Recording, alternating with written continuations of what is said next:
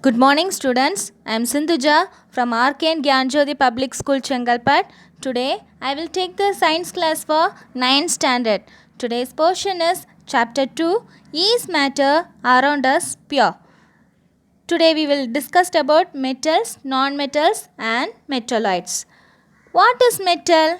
Metals are minerals or substances that form naturally below the surface of the earth. Most metals are lustrous or shiny. Metals are natural compounds of earth crust, in which they are generally found in the form of metalloids, associated both with each other and with many other elements. They are also naturally present in the rocks washed by surface water and groundwater and in atmospheric dust.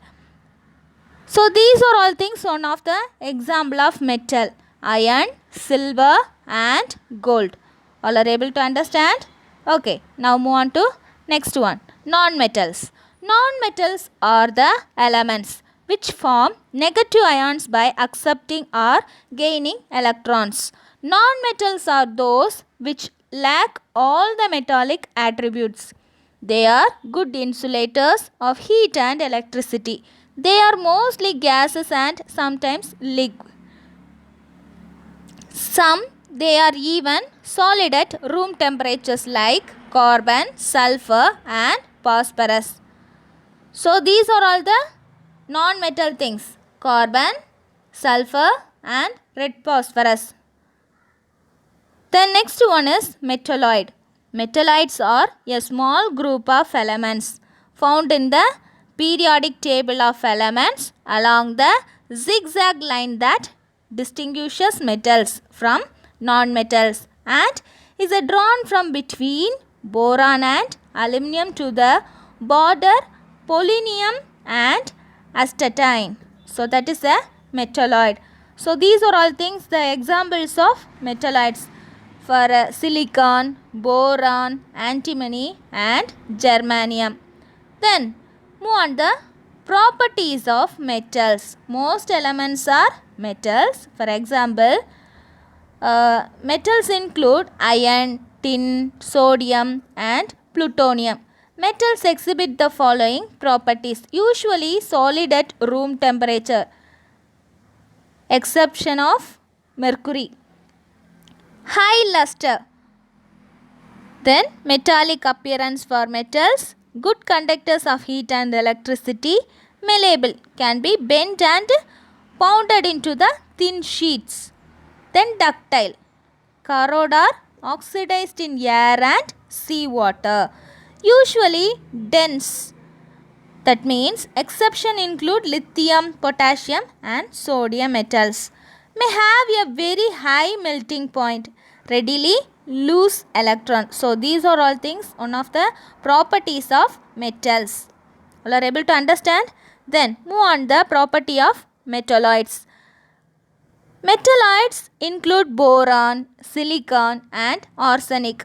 Metalloids have some of the properties of metals and some non-metallic characteristics. In this, metalloids are dull or shiny, usually conduct heat and electricity, though not as well as metals. Metalloids are often make good semiconductors. In this, metalloids exist in several forms. Metalloids are often ductile and then malleable, may gain or lose electrons in reaction. So these are the properties of metalloids. All are able to understand? Okay, now move on to the properties of non-metals. Non-metals exhibit very different properties from metals. Examples of non-metals include oxygen, chlorine and argon. Non-metals display some or all of the following characteristics. Some of the non-metals are dull appearance, usually brittle. In this, non-metals are poor conductors of heat and electricity, usually less dense compared to metals, usually low melting point of solids compared with metals. In this, non-metals tend to gain electrons in chemical reactions. So, these are the properties of non-metals. All are able to understand? Okay. Then, difference between metals, metalloids and non-metals. Metals, crystalline solid with metallic luster except for mercury. Then metalloids may be crystalline or amorphous, sometimes have metallic luster. Then non-metal form volatile or non-volatile molecules having no metallic luster. Then metals do not readily share electrons, their vapors are monoatomic. Then metalloids readily share electrons even in the elemental form. Non-metals are readily share electrons from diatomic, large or giant molecules. Inert gases are monoatomic. Then metals exhibit electrical and thermal conductivity. Electrical resistance usually increases with increase in temperature. Metalloids are low electrical and thermal conductivity. Non-metals do not conduct electricity or heat. Electrical resistance decreases with increase in temperature.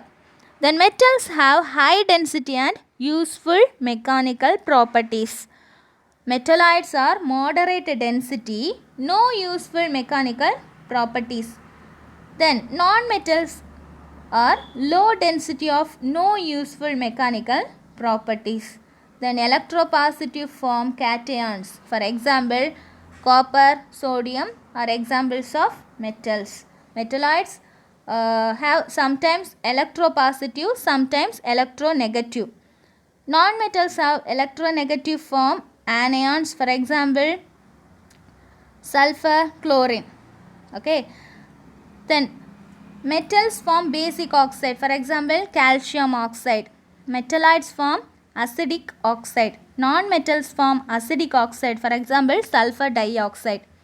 Metals deposit on the cathode during electrolysis.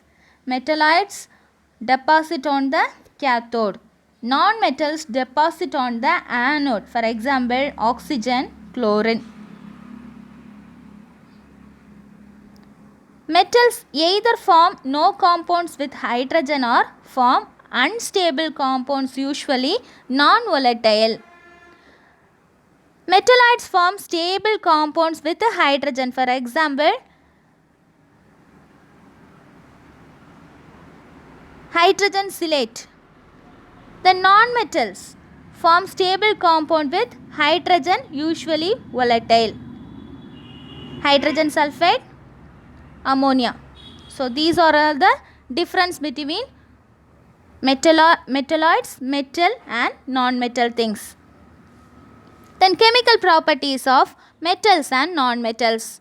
Metals have a tendency to donate electrons. Non-metals have a tendency to receive the electrons.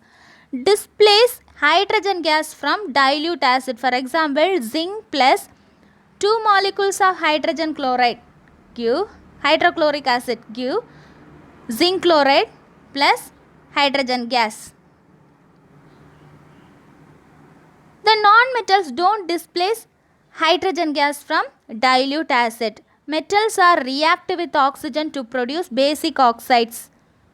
The non-metals are reactive with oxygen to produce acidic oxides.